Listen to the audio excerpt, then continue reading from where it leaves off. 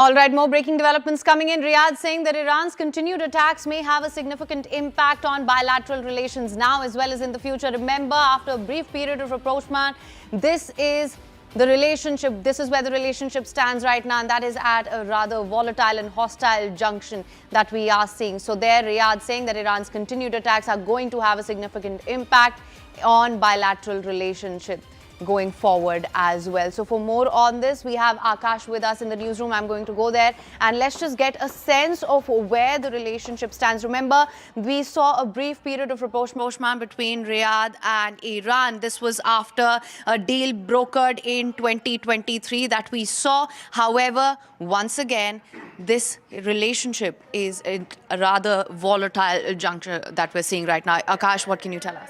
Right. So you see, we have these sort of developments coming from Saudi Arabia, where they are still saying that diplomacy is something that can work here, and we should work in in direction towards de-escalation. But we are seeing that it is not happening. In fact, from last 9 days, we are seeing these activities where, in fact, Iran has been attacking these countries because they say that these countries have somewhere provided their land, their infrastructure, in fact, the attacks that have been launched against Iran. And this is the reason why we have their foreign minister speaking to Iran's foreign minister and, conveying that how it should stop because it is somewhere, impacting their bilateral relation.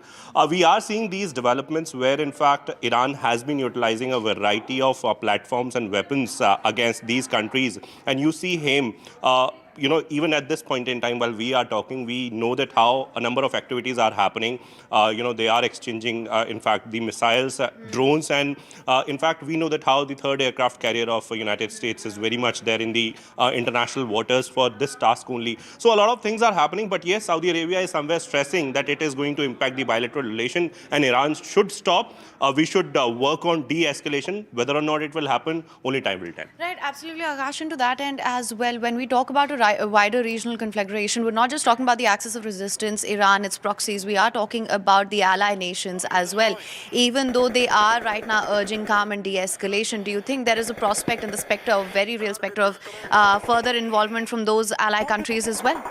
Look, it is not very clear because we have been seeing change in stance. In fact, we know that how initially when, a base that was related to UK was attacked, at that point in time, UK categorically mentioned that we are sending attack helicopter, of course, to defend our boundary, but we are not going to participate in the war, at least at this point in time. We may, decide in future. So right now, we have no clarity, given the fact that nobody expected as to what is going to happen initially. In the beginning of the war, we were expecting that within 2 to 3 days, it will be concluded.